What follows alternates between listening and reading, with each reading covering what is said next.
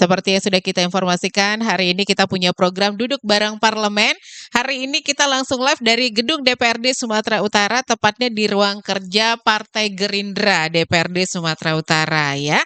Dan kita punya topik tentang apa dan bagaimana Indonesia setelah 80 tahun merdeka. Pertanyaannya, sudahkah kita benar-benar merdeka saat ini? Nanti kita akan bahas bersama kedua narasumber. Narasumbernya satu, produsernya satu gitu. Baik pendengar Kardova, selamat siang. Sepertinya sudah pada tahu kalau tanggal 17 Agustus 2025 kita memperingati Hari Kemerdekaan Republik Indonesia yang ke-80 tahun ya. Tentunya banyak harapan dan keinginan dari masyarakat Provinsi Sumatera Utara yang tentunya kita itu penduduknya sekitar 16 juta jiwa lebih lah ya, yang tersebar di 25 kabupaten dan 8 kota dari berbagai golongan etnis, suku, agama, dan juga kultur budaya yang berbeda. Tentunya ini banyak disampaikan ke DPRD Sumatera Utara yang akan menjadi kerja-kerja politik selama tahun 2025 ini yang harus ditempuh oleh anggota DPRD Sumatera Utara yang tersebar di 12 dapil daerah pemilihan. Kita juga berharap sih ya agar wakil kita di Dewan Perwakilan Rakyat ini mampu memperjuangkan amanah rakyat semaksimalnya agar dapat memperbaiki kondisi Indonesia, terutama tentunya Sumatera Utara. Kita berbicara tentang Sumatera Utara ya. Nah, spesial talkshow Duduk Bareng Parlemen hari Jumat 8 Agustus 2025 kita mengangkat topik dan berbicara tentang apa dan bagaimana Indonesia setelah 80 tahun merdeka. Tentunya bersama narasumber kita dari anggota DPRD Sumatera Utara. Saat ini sudah hadir bersama kita ada Bapak Gus Miadi SE dari fraksi Partai Gerindra yang juga sebagai sekretaris fraksi Gerindra. Assalamualaikum Pak. Selamat siang. Waalaikumsalam warahmatullahi wabarakatuh. Selamat siang teman-teman semuanya. Gimana kabarnya Pak? Alhamdulillah baik. Dan tentu jelang Hari Kemerdekaan Republik Indonesia, optimisme harus semakin menyala. Ya, semangat 45 gitu. Iya, iya. Merdeka. Merdeka gitu. Tapi seperti yang Desi bilang tadi Pak, Ya. sudahkah kita merdeka sesungguhnya? Itu Tahan yang dulu. harus didiskusikan. Ya, tentunya juga bersama kita hadir produser ada Pak Peter Manopo. Selamat siang Pak Peter. Ya, selamat siang Pak Gus. Ya, selamat siang Pak Manopo. Ya, mudah-mudahan dialog kita siang hari ini memberikan warna lain untuk masyarakat Sumatera Utara. Ya, mudah-mudahan Pak Peter. Oke, tapi menurut Pak Gus sendiri, pandangan Pak Gus, 80 tahun Indonesia merdeka. Tahun ini kita udah 80 tahun Ya, merdeka. ya. Apakah benar kita sudah merdeka nih Pak? Ya, saya kira ya, kalau kemerdekaan itu kita artikan sebagai bagian dari kesejahteraan, gitu ya. Terciptanya apa yang kemudian menjadi cita-cita kita bernegara, berbangsa, dan lain sebagainya, memang per hari ini kita harus bisa menunjukkan apa namanya, etos perjuangan yang kencang gitu, karena kemudian memang tantangan untuk sejahtera dan lain sebagainya, ya hari ini memang harus lebih giat untuk diupayakan secara terus-menerus. Itu merupakan sebuah tantangan yang hari ini kalau menurut bahasa Pak Prabowo itu harus kita sadari bahwa kita memang harus lebih bekerja keras lagi, kita harus menyelesaikan banyak sekali PR persoalan bangsa kita, sehingga kemudian apa yang menjadi cita-cita perjuangan kita dulu itu bisa betul-betul kita raih. Ya, Ya. istilahnya kalau ngomong kita kemerdekaan, kita menghargai jasa para pahlawan kita dulu ya Pak. Ya, kira-kira seperti itu. Nah, kesejahteraan per hari ini harus kita perjuangkan. Maksudnya barangkali mengerti ya. Ya. Kalau ditanya hari ini kita seperti apa, sudah sejahtera atau seperti apa, kita ingin mengatakan bahwa kita harus lebih banyak berjuang lagi untuk bisa mendapatkan itu Ya. per hari ini. Berarti kita masih berjuang nih. Kira-kira begitu. Ya, dan berarti ada tantangan Ada yang tantangan di sana. menghadapi kita. Iya, Pak Peter, jadi kita akan menjadi sangat sulit untuk menghadapi semua tantangan kalau kita tidak membangun kesadaran tadi. Ya, betul. Bahwa kita harus berjuang, itu maksud saya. Sehingga kemudian tantangan-tantangan itulah yang kemudian harus kita diskusikan hari ini. Kira-kira begitu. Oke. Nah, sebagai anggota DPRD Sumatera Utara, bagaimana Pak Gus menghadapi tantangan itu? Terutama terkait dengan aspirasi rakyat. Iya, kita perhatikan ya, banyak bidang-bidang sosial kemasyarakatan kita itu masih menghadapi tantangan yang luar biasa besar. Ya. Yang paling viral beberapa waktu belakangan ini misalnya persoalan narkoba. Kita masih saja pada level yang tertinggi di Indonesia, Posisi pertama ya. posisi pertama. Yang kedua, kita lihat bagaimana pelayanan kesehatan kita Ya. dari 33 kabupaten kota tadi, kita yang sudah menganut sistem UHC itu begitu, itu masih di 11 kabupaten kota, sehingga kemudian tugas kita itu harus lebih kencang lagi untuk bisa mewujudkan di mana kemudian masyarakat itu bisa mengakses kesehatan secara lebih efisien, murah begitu ya, dan kemudian itu bisa dinikmati sebagai sebuah buah pelayanan dari pemerintah misalnya. Belum lagi kita bicara tentang kualitas pendidikan kita. Kita masih lihat itu di banyak tempat ya, berbagai macam problem masih ada di depan mata kita begitu. Belum lagi bicara tentang sektor agraris. Kita Sumatera Utara ini sektor agrarisnya juga memiliki kontribusi yang besar terhadap pembangunan, tapi kita perhatikan bagaimana etos kerja dari sektor ini tampaknya juga belum maksimal sebagaimana apa yang kita harapkan begitu. Nah, problem-problem ini terakumulasi sebagai sebuah tantangan, dan tentu dalam mengatasi persoalan-persoalan seperti itu semua stakeholder harus bekerja keras untuk bisa menyelesaikan persoalan itu. Tidak bisa kerja sendiri saja DPRD ini ya Pak ya. Oke. Karena memang masyarakat juga harus mendorong bagaimana wakilnya yang ada di dewan supaya bekerja dalam rangka aspirasi rakyat juga terwujud nantinya. Betul Pak Peter. Belum lagi nanti kita bicara tentang kualitas demokrasi kita sebagai satu dasar ya dari harapan-harapan tadi itu terkait dengan kinerja dewannya, kinerja eksekutifnya dan lain sebagainya, itu akan sangat ditentukan dengan kualitas demokrasi kita. Di bab ini kan kita juga punya PR yang luar biasa besar misalnya begitu. Jadi itu semuanya terakumulasi menjadi tantangan, dan saya pikir itu tugas berat kita untuk bisa membuat kita bisa menjadi lebih maju ke depannya gitu. Oke, baik. Ya, ada tugas berat yang diemban oleh semua pihak. Dan tentunya terarah juga kepada anggota dewan kan Pak. Karena bagaimanapun sebagai wakil rakyat harus menjemput, harus bagaimana supaya aspirasi rakyat itu tersampaikan ke pemerintah. Gimana Pak Gus? Iya, yang pertama saya kira tugas anggota dewan ini kan diantaranya menyerap aspirasi rakyat. Ya. Pemerintah kita sudah menyediakan kanal yang disebut POKIR misalnya, pokok-pokok pikiran anggota DPRD di tingkat kabupaten, kota, provinsi begitu, untuk kemudian ditabulasi dan kemudian dimasukkan ke dalam salah satu sistem pemerintahan untuk kemudian masuk ke dalam proses tabulasi yang lebih besar untuk dieksekusi oleh eksekutif. Gitu. Nah, kemudian pokok-pokok pikiran inilah yang menjadi bagian dari diskusi kita dengan dinas-dinas terkait, diskusi kita di badan anggaran dan lain sebagainya, sehingga kemudian pada ujungnya kita berharap eksekutif bisa mengeksekusi setiap aspirasi itu. Nah, itu mekanisme yang berjalan di kita, dan ya kita di sisi yang lain juga berharap bahwa eksekutif memberikan kesempatan kepada legislatif untuk kemudian kita punya ruang diskusi yang cukup untuk mengalokasikan anggaran atas setiap aspirasi yang disampaikan oleh rakyat itu. Nah, kolaborasi seperti itulah yang kemudian kita harapkan untuk bisa menyelesaikan persoalan-persoalan tadi gitu. Oke. Yang memang katakanlah Pemprov itu merupakan eksekutor.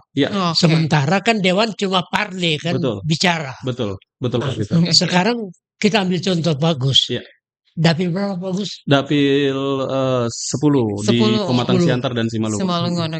Apa yang muncul dari dapil yang merupakan aspirasi rakyat? Di antaranya ya paling menonjol itu, kalau tadi kita bicara narkoba, hampir setiap kita reses persoalan narkoba muncul Pak Peter.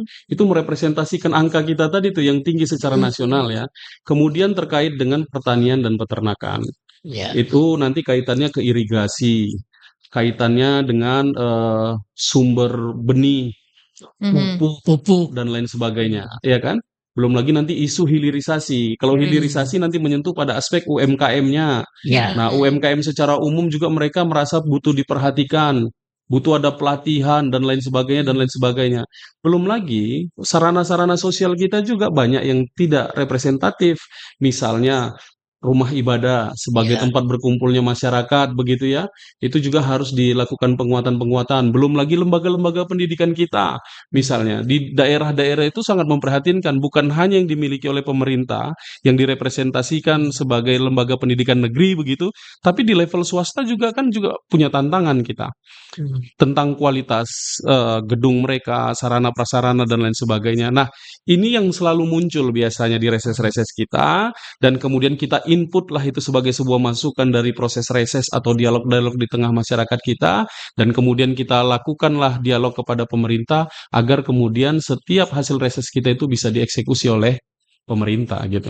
Nah, apakah pemerintah dalam hal ini Pemprov Sulsel mendengar suara dari anggota dewan? Ya, saya kira sejauh ini ya, sejak saya di periode pertama di 2019 sampai 2024 itu relatif memang ada porsi untuk kemudian pemerintah mengeksekusi itu. Itu memang erat kaitannya dengan intensitas komunikasi kita dengan eksekutif. Ya kan, bagaimana kemudian di rapat-rapat kita, di rapat dengar pendapat misalnya seperti saya di Komisi D terkait dengan perekonomian, itu juga bersentuhan dengan kegiatan pertanian, peternakan dan lain sebagainya. Mereka pada level tertentu memang sangat aspiratif. Di level yang lain tentu nanti akan dikaitkan dengan kesiapan anggaran kita. Balik ke anggaran ya. Kalau bicara tentang kepuasan, memang relatif kita masih banyak sekali kebutuhannya. Karena memang persoalan di tengah masyarakat itu luar biasa besar. Tapi sedikit tidaknya adalah ruang di mana kita bisa mewujudkan keinginan masyarakat untuk kita bisa bangun irigasi, untuk kita bisa bangun jalan usaha tani, sebagai usaha mempenetrasi hasil pertanian agar mudah didistribusikan ke akses yang lebih baik misalnya, kemudian perbaikan rumah ibadah, pendidikan dan lain sebagainya dan lain sebagainya. Nah, bagaimana dengan infrastruktur jalan? Ya, ini juga masih sering ya Pak ditemuin kalau reses ya, infrastruktur. Luar biasa. Waktu periode Pak Edi Ramayadi kita mengesahkan 2,6 triliun. Ya, kira-kira begitu. Itu kemudian untuk memperbaiki jalan-jalan provinsi yang ada di daerah-daerah. Alhamdulillah, teman-teman di Dapil 10 Siantar Simalungun berhasil memperbaiki jalan Asahan di di Dapil itu di Siantar Simalungun, kemudian banyak sekali ruas jalan yang berhasil diperbaiki. Nah, sekarang tantangannya adalah perawatan. Gitu. Karena alangkah lucu kan, Pak, sudah diperbaiki tapi perawatannya tidak ada. Gitu. Perawatannya tidak Jadi, ada. Ya, itu merupakan bagian dari concern yang terus bergulir dan ya kita harus akui banyak lagi yang tidak terserap aspirasi itu. Maka kemudian memang tantangan kita adalah bagaimana kita bisa mendapatkan sumber keuangan PAD yang besar begitu ya, dan kita berharap kemudian alokasi APBN yang masuk ke Sumatera Utara juga besar begitu, sehingga kemudian kita bisa banyak melakukan pembangunan. Ya, paling tidak dalam rentang waktu sampai sekarang. Di tahun 2025 ini, kira-kira menurut Pak Gus apa yang perlu, yang paling penting? Yang paling penting ya, karena setidaknya di 4 poin tadi Pak. Yang pertama ya, kalau yang sifatnya itu substansial ya. Narkoba ini sebenarnya kan persoalan penegakan hukum saja ini. Kita punya banyak instrumen lah untuk menyelesaikan ini sebenarnya. Ini persoalan keseriusan. Oke, selanjutnya yang paling fundamental menurut hemat saya adalah diantaranya tentang pendidikan kita, kesehatan kita, ya kan? Infrastruktur itu juga menyangkut bukan hanya sekedar jalan biasa sebagaimana kita mengetahui itu, tapi juga infrastruktur pertanian misalnya sebagai basis kekuatan ekonomi rakyat kita. Gitu. Karena ada program Pak Prabowo tentang ketahanan pangan juga, pertanian masuknya kan Pak? Iya, diantaranya itu. Ini kalau seandainya nih Pak Peter, irigasi kita bagus, aliran dari sungai menuju ke irigasi kita oke, dan lain sebagainya. Ini banyak yang hari ini alih komoditas. Alih komoditas itu maksudnya tadinya padi kemudian bergeser menjadi jagung, atau kemudian dari jagung bergeser menjadi singkong dan lain sebagainya itu. Itu kemudian tentu akan bisa kita atasi dengan mudah kalau kemudian infrastruktur pertanian kita juga mendukung bagus. Ya. Oke. Tapi kan pada saat ini sedang dikembangkan efisiensi, Pak. Gimana, Pak? Efisiensi anggaran. Saya kira kita harus dukung itulah, karena Pak Prabowo melakukan efisiensi itu kan di urusan rapat-rapat, di urusan perjalanan dinas. Gitu loh. Jadi harusnya kita mendukung itu, dan hasil efisiensi Pak Prabowo nilainya 750 triliun. Itulah yang hari ini untuk membangun 18 proyek strategis nasional hilirisasi. Gitu loh. termasuk bangun sekolah rakyat. Bangun sekolah rakyat, makan bergizi gratis 171 triliun, ya kan? Kemudian Koperasi Merah Putih itu bisa di-backup sedemikian rupa. Dan kalau ini bergerak, Pak, bayangin Pak Fikar, kalau seandainya makan bergizi gratis itu terrealisasi, ahli-ahli kita sudah menghitung, Pak, 4,3% pengangguran di Indonesia terserap. Oke. Karena menciptakan lapangan pekerjaan tadi ya? Pekerjaan dari hulu sampai hilir, Pak. Kira-kira begitu. Tapi kan sebagai anggota dewan harus melakukan kontrol terhadap itu kan, Pak? Iya, terutama tentu anggaran yang dimiliki oleh provinsi. Kita melakukan kontrol. Saya misalnya sebagai ketua partai di Pematang Siantar, Gerindra, kami ikut. Kami tahu di sana dibutuhkan 39 dapur sehat. Yang hari ini baru berjalan baru 1, sedang proses administrasi 21. Ini pemerintah bukan lambat, Pak. Tapi kemudian kita sebagai stakeholder bangsa ini juga harus mendukung program itu. Misalnya para pengusaha dan lain sebagainya. Ini kan sebenarnya sebuah skema yang menarik untuk kita bisa terlibat secara bersama-sama. Kemudian ada kritik, kenapa sih nggak transfer uangnya aja ke orang tua? Pak, hati-hati. Orang tua Pak dikasih uang, Pak. Nanti belinya yang lain. Cicil kulkas, Pak. Kira-kira seperti itu, Pak. Tak kemana-mana nanti ya, Pak. Kemana-mana. Dan dia nggak punya efek domino. Kalau di dapur sehat ini ada sekitar 40 sampai 50 orang bekerja. Dikali berapa jumlah dapur sehat. Kemudian siapa yang nanam sayurnya, siapa yang nyiapin ikannya, siapa yang nyiapin telurnya. Efek dominonya besar. Tapi kalau kita mau simpel-simpel aja, ya seperti tadi itu. Transfer. Bayangin, PKH sebagai sebuah program nasional yang luar biasa, itu nggak menghasilkan pengurangan orang miskin, Pak. Dan memang dampak kepada masyarakat itu sangat besar kan, Pak. Misalnya dia penjual telur bisa dibeli, penjual sayur bisa dibeli, mungkin demi dapur umum tadi, ayam. Efek dominonya luar biasa besar. Gitu. Tadi Bapak sempat singgung tentang kolaborasi ya, Pak. Nah, sejauh ini bagaimana kerjasama dengan instansi-instansi terkait dari DPRD sendiri, Pak? Iya, saya kira sejauh ini baik ya. Di zaman Pak Edi Ramayadi, kemudian di zaman Pak Bobi, kita sudah berkomitmen untuk bisa bekerja sama secara baik. Nanti ada kaitannya dengan kemampuan anggaran kita, ya paling batasannya seperti itulah begitu.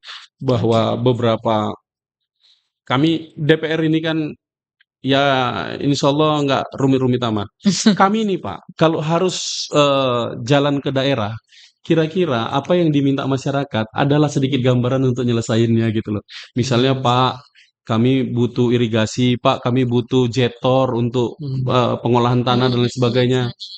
Bayangin kalau eksekutif menutup pintu itu untuk mengeksekusi permintaan rakyat, betapalah kami ini nggak punya marwah di tengah masyarakat itu gitu. Jadi tapi sejauh ini beberapa hal yang terkait dengan aspirasi masyarakat, saya kira sejak saya karena 2 periode saat ini bisa merasakan di zaman Pak Edi, ya relatif hal-hal seperti itu bisa kita jawab. Gitu. Oke, baik. Berarti koordinasinya cukup berjalan dengan baik ya, Pak ya? Oke. Ini ngomongin tentang potret kehidupan rakyat sekarang ini di 80 tahun Indonesia Merdeka. Gimana menurut Bapak? Ya, tadi di diskusi informal kita, menurut saya tantangan besar kita itu media sosial ya. Media sosial. Termaksud juga sebenarnya harusnya kita nganggap itu sebagai peluang. Bayangin ya di satu sisi tantangan lainnya adalah literasi masyarakat kita. Literasi yang kurang. Kemauan kita untuk membaca, kemampuan kita untuk menyimak secara serius apa yang sedang kita tonton, sedang kita pelajari dan lain sebagainya. Saya sering memberikan poster ke tengah masyarakat. Udah jelas di sana ada tanggalnya, ada harinya, ada jamnya. Dia nanti komen tuh, kapan? Kita yang familiar dengan event-event seperti itu ngadepin itu. Benar Pak, benar. Udah gitu sekarang kita ini sebagai konten kreator nih, mungkin teman-teman yang ada di sini, udah mulai terasa nggak sih bahwa kalau bisa konten itu jangan panjang-panjang. Benar Pak. Sebisa mungkin shortnya YouTube, shortnya TikTok menganjurkan kita hanya 1 menit Pak. 1 menit ya. Artinya ini merupakan sebuah hasil bacaan di mana orang nggak doyan lama-lama dengerin orang. Macam kita ini nggak tahu saya 1 jam berapa lama ini. Kira-kira itu jadi tantangan. Ya memang pengaruh media sosial itu cukup besar di tengah masyarakat. Tapi bagaimanapun hal-hal yang sifatnya benar jarang kita jumpai di media sosial. Kebanyakan ada kadang-kadang hoax. Itulah pentingnya literasi yang saya maksud tadi. Literasi itulah yang kemudian kita gunakan sebagai tameng yang bisa membentengin kita dari banyaknya arus sampah yang masuk ke kita. Ya banyak loh Pak kebijakan-kebijakan, misal ya kebijakan Pak Prabowo tentang tanah yang sudah tidak dipakai selama 2 tahun akan 2 tahun, benar. itu kan digiling luar biasa sedemikian rupa, dibiarkan. Padahal yang akan diambil oleh negara itu adalah HGU yang diterlantarkan, HGB yang diterlantarkan. Ya iya aja harus diambil. Masa udah dikasih hak pengelolaan tapi nggak dikelola? Lebih bagus dikasih sama yang bisa kelola. Yang lain, daripada tidur lahan itu kan. Dari jadi lahan tidur tidak berguna kan? Nah, jadi itu sebenarnya. Ini banyak lagi nih persoalan lain. Misalnya tentang blokir uang. PPATK itu maksudnya PPATK itu sekarang ini kan banyak Pak orang naruh duit sebagai bagian dari praktek kejahatan. Gitu loh. Praktek pencucian uang. Jadi kalau misalnya ada orang yang komplain datang ke bank, jadi ketahuan siapa yang punya ini. Oke. Ya yang disebut aktif itu kan kalau kita transfer dikit, kalau kita ngecek saldo apa segala macam ini nggak pernah disentuh sama sekali. Dan percayalah negara ini tidak terlalu punya problem dengan yang anggarannya dikit-dikit di bank gitu. Tapi yang banyak-banyak ini kan harus terverifikasi. Itu praktek kadang-kadang digunakan untuk mencuci uang dan lain sebagainya. Iya, mencuci uang misalnya jadi judol. Iya. Itu maksud PPATK itu. Iya, Pak. Jadi dalam tindak kejahatan jadinya kan. Tapi sudahlah karena berisik apa segala macam dimaklumi, dipahami. Itulah media sosial, Pak. Kalau nggak digoreng kurang enak deh. Goreng terus itu tantangan, itu termasuk tantangan. Tapi itu tantangan ya, Pak ya. Tapi itulah potret kehidupan rakyat sekarang ini. Kita terpengaruh dengan kemajuan teknologi. Iya, harusnya ini kan kita jadikan momentum. Saya di lapangan tuh selalu sampaikan kepada masyarakat kita bahwa kita mau belajar apapun ada di YouTube. Misal ya, petani-petani pemilik pohon durian itu di kampung-kampung itu Pak ngeluh kadang-kadang, duriannya nggak enak, 1 durian rasanya 3 segala macam nggak jelas. Padahal Pak di YouTube itu ada itu tips biar supaya duriannya dagingnya tebal, biar supaya manis. Tapi kan kita ini kebanyakan kalau ngelihat kayak gitu ngelihatnya joget-joget aja kan Pak ya, lucu-lucuan aja kan ya gitu ya.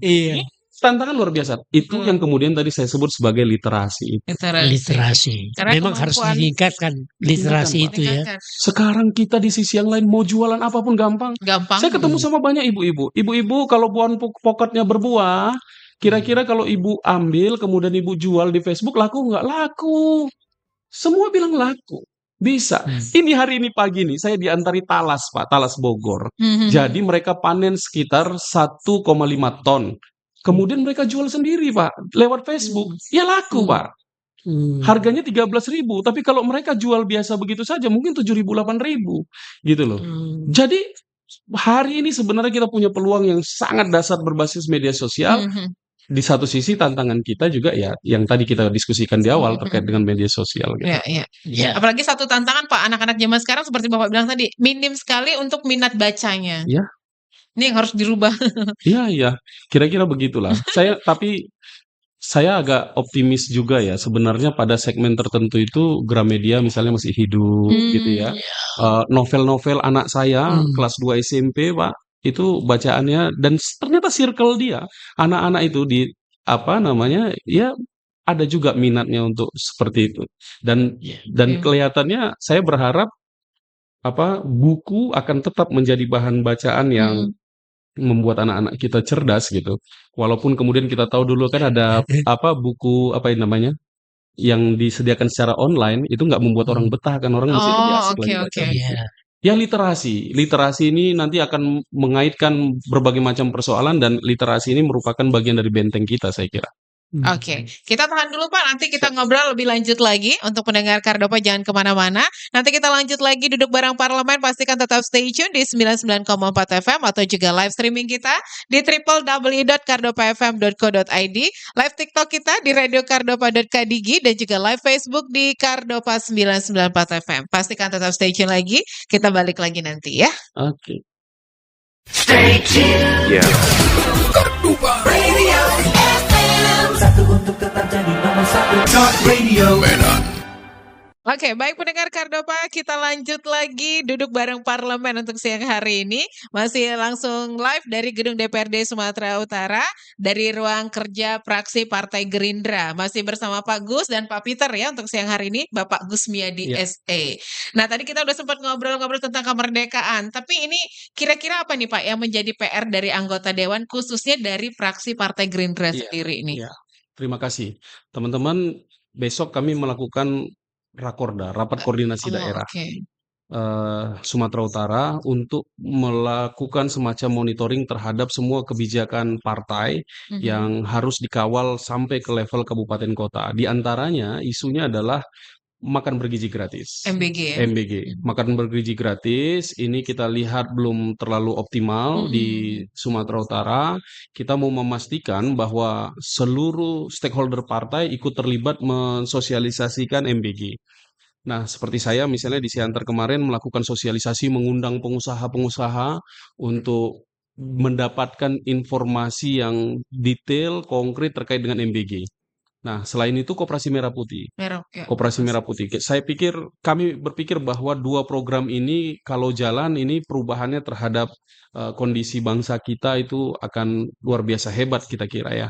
Yang ketiga terkait dengan ketahanan pangan sendiri. Ketahanan pangan itu kita dorong sedemikian rupa agar kemudian semua anggaran yang tercermin di tingkat provinsi, kabupaten, kota itu merepresentasikan semangat perubahan yang sedang dibangun oleh Pak Prabowo. Tentu selanjutnya ada isu tentang kesehatan, pendidikan, dan infrastruktur. Saya kira itu concern kita. Oke, berarti program ini salah satu hal yang dilakukan pemerintah kita untuk mengisi kemerdekaan di tahun ini ya Pak ya? Iya. Ya benar. Masih banyak PR sebenarnya selain dari program Bapak sebutin tadi sebenarnya. Iya, banyak sekali. Tapi setidaknya kita sudah membangun fokus ya. Iya. Dengan beberapa program yang punya efek domino bagus itu, ya tentu itu harus menjadi prioritas kita dan itu kami kawal ketat sampai di level kabupaten kota. Dan besok kita dikumpulkan untuk melihat tuh bagaimana kondisi daerah-daerah dan apa yang harus dilakukan oleh DPC di setiap kabupaten kota. Jadi kami secara politik akan mati-matian mendorong program itu biar terwujud.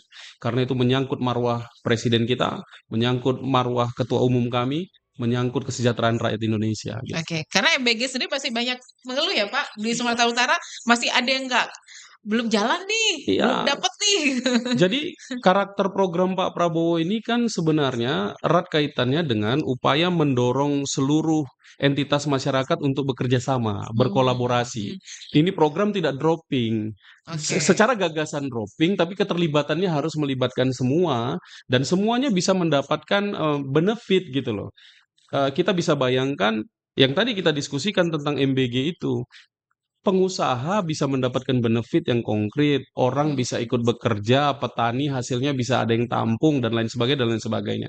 Begitu juga dengan Koperasi Merah Putih. Koperasi Merah Putih ini kan sebuah peluang. Walaupun kemudian disalahartikan setelah kami lihat di lapangan itu, dia kira, ya kan, pengurus-pengurus koperasi itu, ini mau bagi-bagi uang, Peter. Mau bagi-bagi uang, sehingga kemudian proses pemilihannya digutak-gatuk dan lain sebagainya. Ini di lapangan dan kami harus kawal itu.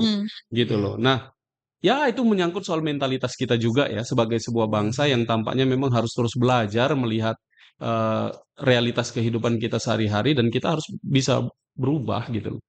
Jadi berarti kalau kita menyentuh kepada Koperasi Merah Putih itu, kita harus luruskan hal-hal yang mungkin persepsi masyarakat berbeda dengan apa yang sebenarnya terjadi. Apa sebenarnya udah diprogramin gitu ya. Pak. Banyak sekali persoalan di kita ini. Kita belum lagi menyentuh soal Koperasi Merah Putih, nanti kaitannya ke desa-desa misalnya kan.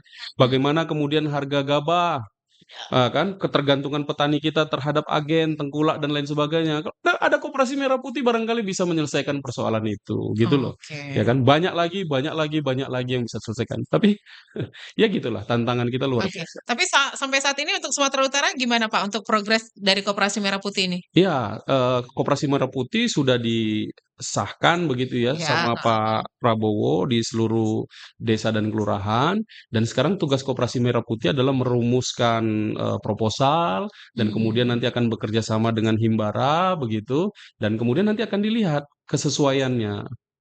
akses permodalan ini dibuka sama pemerintah, tapi proposalnya kan harus cakep tuh, ya kan bisnisnya juga harus visible gitu loh. Nah, yang terjadi karena tadi proses pemilihan itu kadang-kadang tidak berdasarkan kompetensi dan lain sebagainya, itu yang kadang-kadang hari ini secara praktis kita masih melihat macet gitu loh.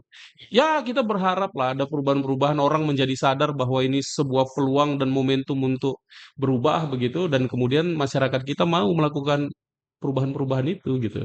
Ya. Nah, apa peran dari anggota DPR terhadap kontrol yang dimainkan untuk Koperasi Merah Putih ini? Oh iya, seperti saya Pak di Siantar, itu baru 2 hari, 3 hari yang lalu ketemu, sengaja khusus datang ke wali kota, begitu, untuk melakukan monitoring, gitu, monitoring. Saya sampaikan informasi bahwa Pak, kondisi Kota Pematang Siantar ada 31 dapur sehat yang harus dibangun, sampai saat ini baru 1. Kita ngerti bahwa ada 33 yayasan yang sedang mendaftar, 21 sedang melakukan proses verifikasi, gitu loh Pak, detail Pak. Jadi kebayang ini kalau begini kerjanya, kita berharap kemudian seluruh stakeholder itu bisa melakukan percepatan.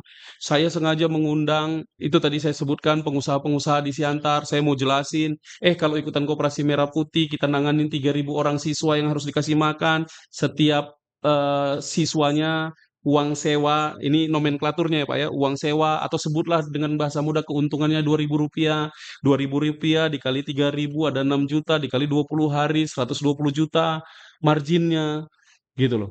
Nah, 1 tahun kita sudah punya uang 1,4 miliar, nanti insya Allah break even point-nya ada di tahun kedua, gitu-gitu kita jelasin Pak, dan ternyata mereka tertarik Pak, gitu loh. Jadi berarti setelah dijelaskan tertarik pengusaha Tertarik ini. Pak. Nah, apa tantangan yang dihadapi oleh para pengusaha? Yang pertama sebenarnya awalnya adalah informasi yang nggak clear. Ya. Informasinya nggak clear, sana sini dia dapat informasi ini. Kan ada yang terjadi tuh, rugi sekian, karena tidak mengikuti proses. Dia pikir karena ada orang dekat misalnya di mana gitu, bangun aja bangunanmu sekian, nanti dapur sehat kau kelola apa segala macam. Padahal ada mekanismenya. Hebat banget loh Pak mekanismenya itu. Yayasan melakukan proses pendaftaran, diverifikasilah syarat-syarat yayasannya, diturunkanlah Pak Prabowo ini Pak, melatih selama 8 bulan, ada yang 8 bulan, ada yang 3 bulan, untuk diterjunkanlah anak-anak muda, SPPI namanya, Sarjana Penggerak Pembangunan Indonesia, ke kabupaten kota untuk mengawal. Jadi tadi sudah dicek administrasinya, sudah oke, kemudian diperintahkanlah SPPI di setiap daerah untuk ngecek itu yayasan. Mau di mana bangun titiknya? Oh, di sini. Koordinatnya sudah ada semua pemerintah. Udah ada mekanisme yang mengarahkan ke situ. Oke, kalau sudah oke koordinatnya, silakan bangun sekarang, dikasih waktu 45 hari. Dibangunlah dapurnya. Ya kan? Kalau dulu Pak, pertama itu harus bangun khusus. Kalau sekarang dia bisa ngontrak rumah, kalau misalnya kurang 400 meter harus ditambahi gudangnya apanya segala macam seperti itu. Nah, clear gitu informasi ini di lapangan. Sebelumnya memang sangat luar biasa. Teman-teman itu simpang siur gitu. Pak. Jadi dibutuhkan informasi yang baku terhadap pelaksanaan. Betul Pak. Dan kapanpun orang bertanya sekarang sebenarnya sudah bisa. SPPI. Di setiap kota ada Sarjana Penggerak Pembangunan Indonesia. SPPI tadi ya. Oke. Dan kalau kita melihat kondisi di masyarakat, apa yang menjadi keluhan mereka? Terkait misalnya mutu dari makanan kah? Oh iya.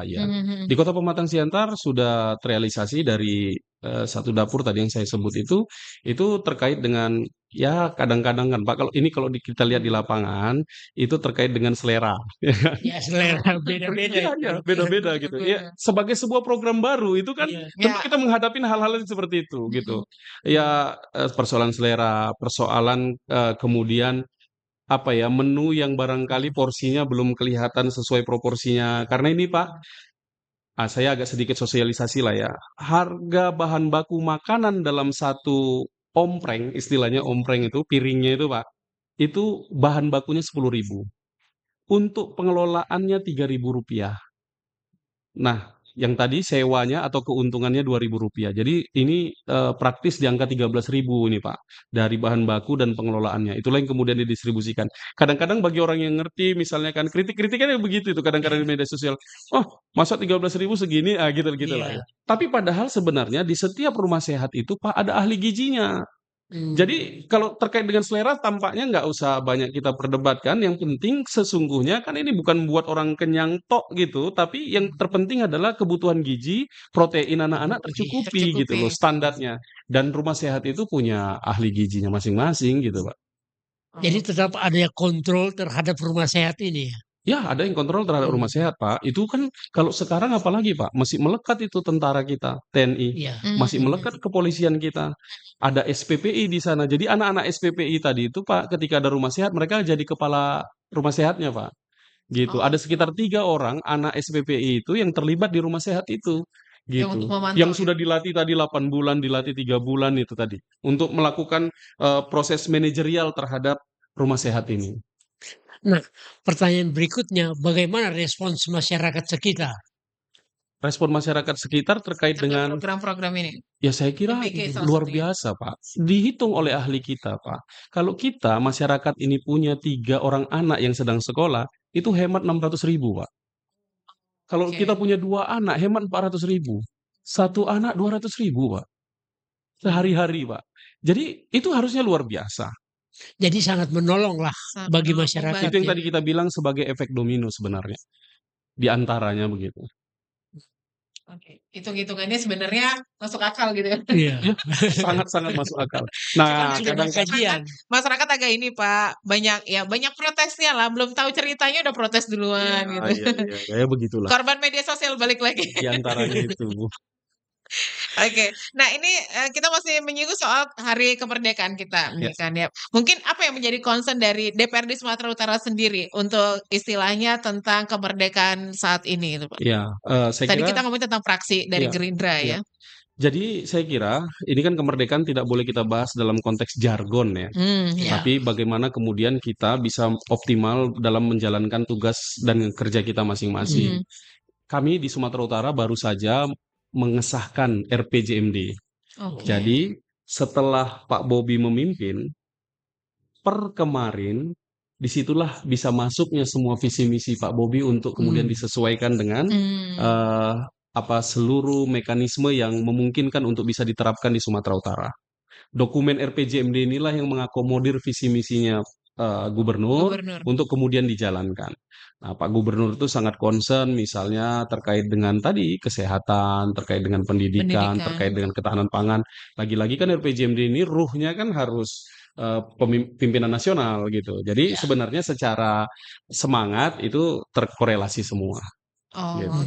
Dan kita mengarah gimana caranya itu bisa terwujud secara konkret lah. Gitu. Sedikit ini Pak, kita menyinggung tentang anak-anak muda sekarang. Ini banyak yang merasa kayaknya belum merdeka, kemerdekaan mereka kayaknya diganjal gitu. Mungkin Bapak dengar informasi dari media sosial juga terkait yang dicari sekarang bukan bendera merah putih, Pak. One Piece. One Piece. Masuk. Aduh, iya. Sampai yang jual bendera pun bingung. Aku jual bendera merah putih, kenapa nyari One Piece gitu ya? Iya, luar biasa. Saya kira itu tantangan ya. Banjirnya informasi di media sosial itu pada satu sisi memang kan tidak bisa terbendung. Ya kan, tidak bisa terbendung dan kemudian setiap orang bisa melihat, mengakses informasi dan yang paling penting sebenarnya adalah literasi tadi untuk bisa menyaring informasi itu. Ya, gerakan mengibarkan bendera One Piece itu ya harus kita akui itu muncul kan dari bentuk perlawanan lah terhadap protes mereka bukan kepada dalam konteks ini misalnya ya bukan kepada Pak Prabowo-nya bisa jadi tapi kondisi keadaan kita hari ini yang sangat penuh dengan tantangan lah di semua lini kehidupan kita luar biasa tantangannya. Orang merasa tengah sulit secara ekonomi, orang merasa keamanan kita sedang tidak bagus. Ini kan merasa ini ya. Dan kemudian ketika ada picuan perlawanan seperti itu, ya kemudian ya kalau kita bicara tentang keseluruhan masyarakat Indonesia, ya bolehlah kemudian mereka menganggap itu sebagai sebuah fenomena dan karena senasib sepenanggungan terhadap isu perlawanan itu, ya mereka ikut ke arah sana gitu. Ya saya kira itu sebagai sebuah ekspresi ya terhadap penyikapan terhadap kondisi sosial kita ya itu kita anggap sebagai fenomena dan realitas politik yang ada. Tapi yang penting kan respon pemerintah. Saya kira Pak Prabowo luar biasa keren. Pak Presiden memperbolehkannya nggak masalah gitu. Iya gitu. Dan Pak Prabowo tahu itu filosofi One Piece itu One Piece. gitu loh, tentang bagaimana apa namanya substansi yang ada di film itu. Saya jujur aja nggak ngerti juga Pak Peter. Tapi ketika ngelihat wawancara Pak Prabowo dengan Mediagram itu, saya kira hebat juga filosofinya sebenarnya gitu loh. Jadi Pak Prabowo ini apalah cukup terbuka gitu. Oke. Saya kira justru kalau direspon secara berlebihan, ya orang makin Ya, buat perlawanan kan. menimbulkan hal yang baru Iya, lagi kan. Menimbulkan hal yang baru lagi gitu. Terkait kemarin hashtag Indonesia gelap kabur aja dulu, Pak Prabowo juga menyikapinya dengan tenang Dengan kemarin. tenang. Karena memang itu dia. Jangan-jangan kan orang hanya ingin memantik, Yes. kalau responnya nggak tepat, maka kemudian akan menjadi bias, Benar. isunya juga bisa digeser. Kita ini Pak Peter kan pernah ada di jalanan, buat pergerakan dan lain sebagainya. Kita juga kan mengamati bagaimana respon pemerintah untuk melanjutkan pergerakan itu kan kira-kira Iya. begitu deh. Oke, Itulah oke. antisipasi dari pemerintah pasti mungkin ada kan.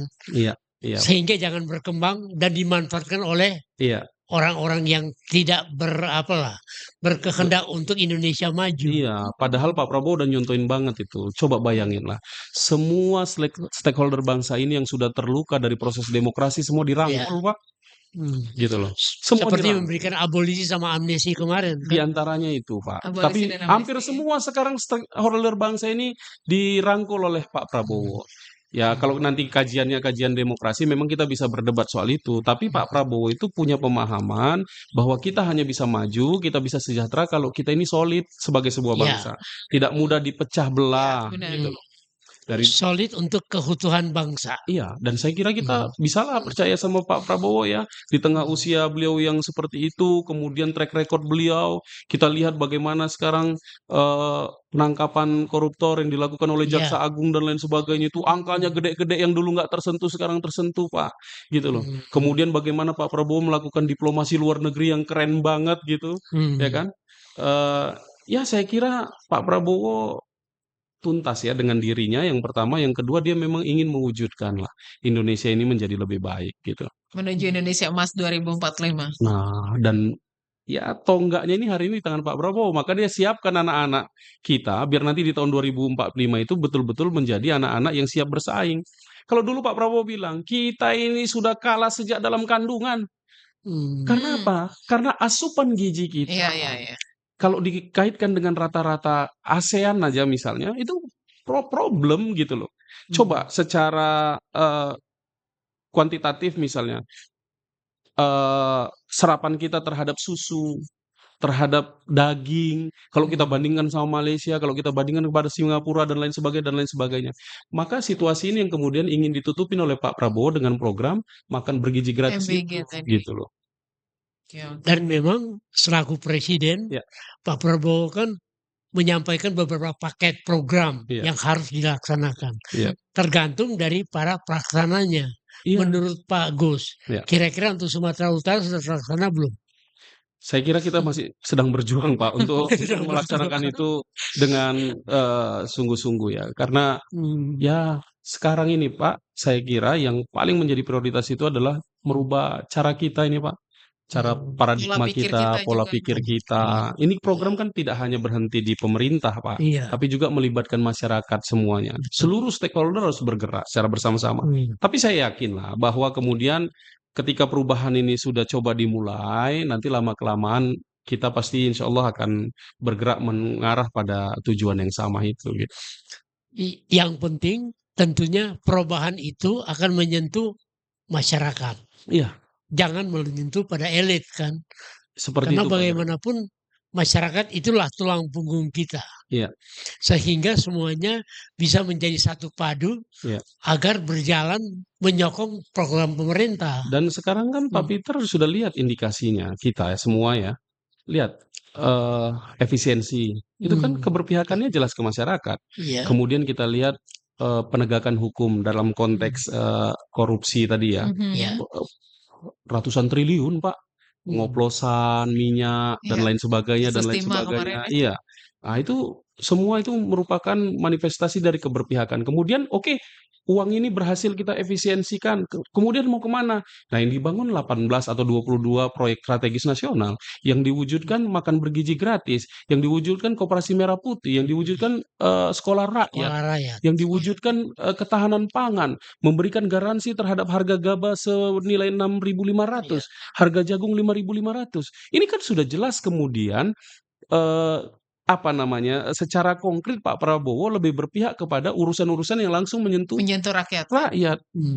Proyek-proyek strategis nasional ini Pak, ujungnya kan hilirisasi ini diantaranya nih.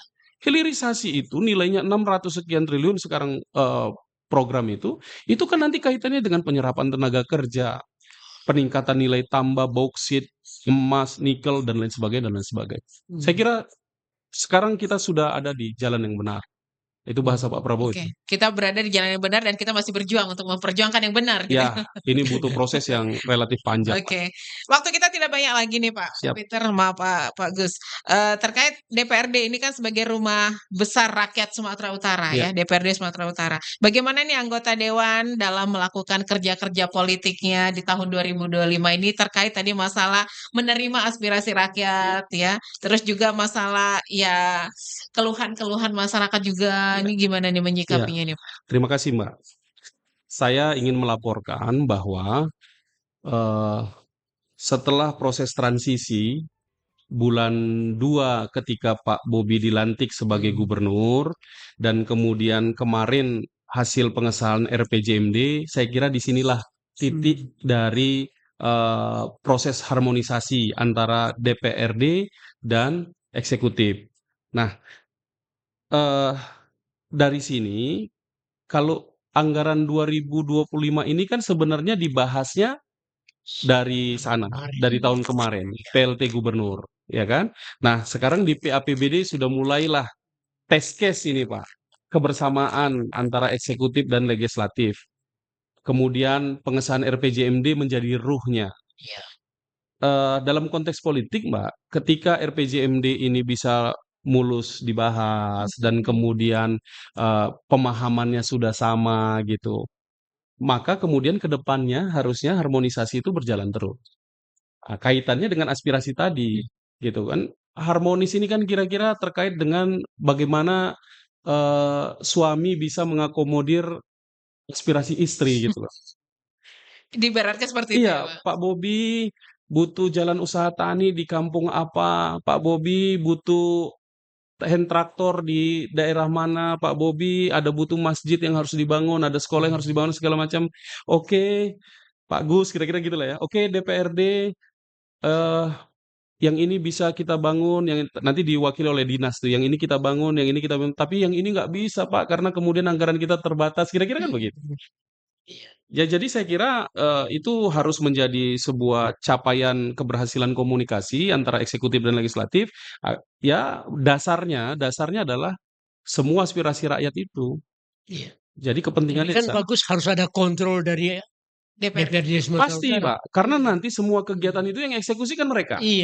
Nah, ketika nanti kita lihat misalnya jalan usaha tani dibangun, ternyata hasilnya jelek. Jalan ini dibangun, tapi ternyata sebelum serah terima sudah ambruk. Itulah yang kemudian nanti kita evaluasi. Oh, ternyata dari sekian banyak aspirasi yang ada di Siantar Simalungun, dari 100 misalnya ya, yang dieksekusi cuma 20. Wah, disitulah kemudian anggota DPR kadang-kadang begitu Pak ya, pakai suara tinggi atau kemudian agak gebrak-gebrak meja gitu ya. Itu kan bagian dari dinamika untuk menyelamatkan aspirasi rakyat kita dan saya kira itu wajar-wajar saja dalam dinamika politik kita gitu. Dan memang itu harus dilakukan kan Pak. Ya, rakyat Karena kita kalau senang tidak banget kan nanti dianggap Dewan cuma stempel aja. Iya. Pada satu momentum saya pernah kan kira-kira begitulah. Saya pastikan kalau tidak dibangun itu bronjong di Sungai Bawulun kira-kira begitu kan. Saya pastikan saya akan memimpin demonstrasi rakyat. Wah, kira-kira gitu. Dibangun, Pak. Alhamdulillah. Iya. Ya itu kan dinamika yang biasa saja Ya, karena kita biasalah. sedang memperjuangkan Dalam hubungan eksekutif dan legislatif pasti ada dinamika. Iya. Oke. Pasti setiap apa yang mau kita lakukan pasti ada tantangannya ya Pak ya. Kira-kira begitu. Ada yang suka, ada yang tidak gitu kan Pak Peter ya. Atau mungkin Pak Peter yang pengen disampaikan sebelum kita Ya, break, paling sebelum kita tidak. pamit nih. kita menjadi bagian dari rakyat biasa yang melihat kinerja dari anggota dewan mampu untuk mengusung dan menyuarakan aspirasi rakyat. Kadang kan Pak Gus, banyak masyarakat yang memikirkan kalau anggota dewan ini nggak ada kerjanya, tidur aja. Iya betul. Tapi di sisi lain Pak Tidak Peter, memperjuangkan rakyat nih gitu. Iya, makanya kemudian penting sekali ya reses, kemudian sosialisasi perda, peraturan daerah. Penting sekali agar kemudian rakyat tahu bahwa DPR ini sedang mengusung peraturan daerah, sedang kita bahas itu integrasi perkebunan dengan peternakan, misalnya kemudian tentang narkoba, tentang optimalisasi peran pesantren, misalnya begitu-gitulah. Sehingga kemudian mereka tahu bahwa kita bekerja. Tapi kadang-kadang Pak Peter, anggota dewan itu, ini sih hasil dari turun kita di lapangan ini. Anggota dewan itu kadang nggak dilihat juga sama masyarakat. Maksudnya nggak dilihat itu mereka sulit untuk menemukan orang yang sudah dipilih mereka. Tapi ternyata kalau kita cross check ke kawan-kawan DPR, kenapa nggak turun ke masyarakat? Itu kadang-kadang Pak, kalau lagi turun, masyarakat itu cepat banget bilang cair. Nah, interaksi yang pragmatis seperti itulah yang kemudian membuat hubungan itu kesannya hanya sebatas hubungan pragmatis, gitu. Nah, kalau kemudian kesadaran substansial antara masyarakat dengan anggota DPR-nya sudah cukup bagus, saya kira kemudian kualitas komunikasi antara DPR dengan rakyat juga akan lebih oke. Gitu. Bukan berarti 5 tahun sekali baru datang ke rakyat. Itu dia. 5 tahun sekali baru ketemu rakyatnya gitu ya. Yang terakhir, ada harapan apa yang pengen disampaikan dari Pak Gus sendiri terkait kemerdekaan kita yang ke-80 tahun untuk pendengar Kardopa atau mungkin untuk masyarakat Medan, Sumatera Utara? Ya, yang pertama saya meyakini bahwa tumbuh kembangnya bangsa kita ini kerja semua pihak. Pemerintah tidak bisa bekerja sendirian. Kita sebagai bagian dari rakyat juga harus memiliki inisiatif, kemauan untuk bisa bergerak bersama-sama untuk bisa mewujudkan apa yang sedang kita cita-citakan. Itu yang pertama. Yang kedua, pemerintah juga sangat dibutuhkan oleh rakyat agar dia memiliki integritas yang baik. Rakyat harus diyakinkan bahwa setiap kebijakan-kebijakan kita ini itu berujung kepada keberpihakan kita kepada rakyat. Yang terjadi saat ini sehingga kemudian mengakibatkan distorsi adalah ketika kemudian masyarakat cenderung tidak percaya terhadap rakyat. Di sisi yang lain, rakyat pada akhirnya juga apatis dalam merespon arahan-arahan, program-program yang diberikan oleh pemerintah. Nah, problem ini harus tuntas tampaknya. Tadi kita bicara tentang ancaman media sosial, tapi di sisi lain, media sosial ini seharusnya sudah menjadi wadah untuk pemerintah, menjadikan media sosial sebagai saluran menjelaskan semua kebijakan-kebijakan di satu sisi, kemudian itu menjadi bagian dari ruang untuk menyerap aspirasi. Di sisi yang lain, rakyat kita juga harus memanfaatkan saluran itu secara baik, dan kemudian kita berharap rakyat juga mau bergerak untuk bisa mewujudkan apa yang sudah menjadi ketetapan pemerintah sebagai sebuah program untuk bisa menciptakan kesejahteraan buat kita. Jadi distorsi itu harus kita selesaikan dan kemudian kita bergerak bersama-sama untuk maju membangun Indonesia. Sama-sama kita bergerak, sama-sama kita berjuang. Sama-sama kita bekerja, sama-sama kita berjuang. Oke. Terima kasih Pak Gus, Pak Gus waktunya udah ngobrol bersama kita di program Duduk Bareng Parlemen untuk topik apa dan bagaimana Indonesia setelah 80 tahun merdeka. Sama-sama kita berjuang di hari kemerdekaan Republik Indonesia ke-80 tahun ini ya Pak ya. Siap, Mbak. Semangat 45 merdeka. Merdeka. Peter, yang mau disampaikan? Oke, baik. Pendengar Kardopa, terima kasih untuk kebersamaannya. Demikian bincang-bincang kita di Duduk Bareng Parlemen untuk siang hari ini. Kita juga harus pamit. Saya Desi pamit, Pak Peter pamit. Pak Gus juga terima kasih waktunya sekali lagi. Jangan kemana-mana, pastikan tetap aja stay tune terus di Radio Kardopa 99,4 FM. Berani tampil beda. Kita pamit. Assalamualaikum warahmatullahi wabarakatuh. Selamat sore dan sampai jumpa. Terima kasih Anda telah menyaksikan Duduk Bareng Parlemen, sebuah acara yang dipersembahkan hasil kerjasama antara Radio Kardopa dengan Humas DPRD Sumatera Utara.